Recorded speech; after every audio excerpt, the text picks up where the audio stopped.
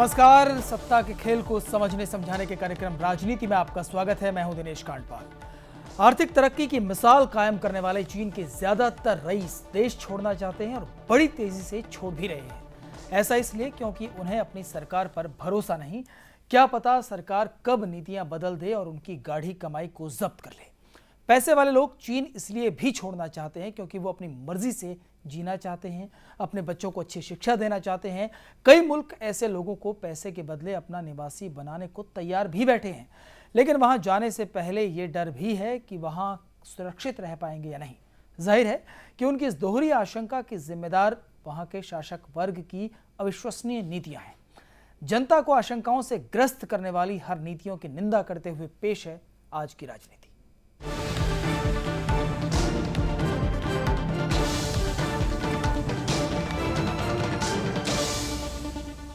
1,86,000 करोड़ के कोयला घोटाले पर सरकार विपक्ष को चर्चा की चुनौती दे रही है, तो बीजेपी इस मांग पर अड़ी है कि चर्चा तभी होगी जब प्रधानमंत्री इस्तीफा देंगे।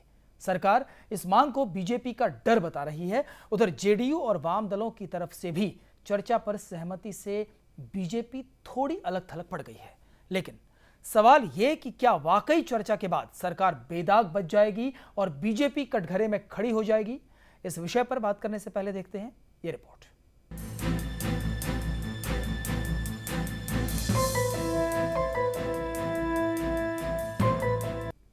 और इस महत्वपूर्ण विषय पर चर्चा करने के लिए हमारे साथ जुड़ रहे हैं भारतीय जनता पार्टी के वरिष्ठ नेता सुधांशु मित्तल, साथ में हमारे साथ वरिष्ठ पत्रकार नीलाभ मिश्र भी हैं और विजय चौक से हमारे वरिष्ठ संवाददाता कृष्ण कुमार दुबे भी जुड़ रहे हैं।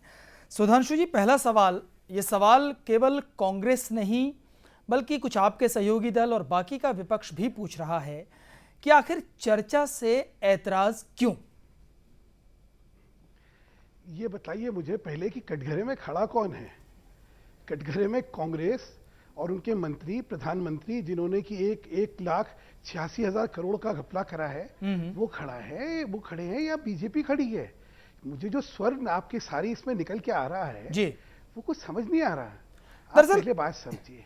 सुधांशु जी, आपको ऐसा नहीं लगता कि हमने देखा ठीक 1 साल पहले जब 2G स्पेक्ट्रम मामले पर पूरा विपक्ष एकजुट था, सुर बहुत तेज थे और आपने जिस लक्ष्य को लेकर आप चले थे, जेपीसी को लेकर, वो हुआ भी।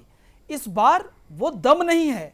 इस बार आपकी चर्चा की मांग में आपके सहयोगियों के साथ साथ बाकी का विपक्ष भी शामिल नहीं है। ऐसा है, एक कहावत आपने सुनी है कि नहीं सुनी? जी बताइए। मैं अकेला ही चढ़ा था भीड़ में जी, लोग जुड़ते गए, काफिले बढ़ते गए। प्रश्न यह है कि हम किस मुद्दे को लेकर चल रहे हैं जी। हम देश की अब तक सबसे बड़ी चोरी, भ्रष्टाचार की जो पराकाष्ठा है, उसको लेकर चल रहे हैं। आप बार बार जब प्रश्न ये चर्चा की करते हैं तो मैं एक चीज याद दिलवाना चाहता हूं जी, कि विपक्ष ने सरकारी पक्ष की बात मान के जेपीसी करवाई 2G घोटाले में। नतीजा आपके सामने है। उम्मीद ये थी कि ईमानदारी से, नॉन पार्टीसन तरीके से जेपीसी काम करेगी और देश के सामने सत्य जो है उजागर हो जाएगा। ठीक कह रहे हैं आप। हमेशा सुनिए हमें यहां सीबीआई ने 2G घोटाले में लोगों को चार्जशीट कर दिया, इन्हीं के मंत्री जो है जेल में रह लिए।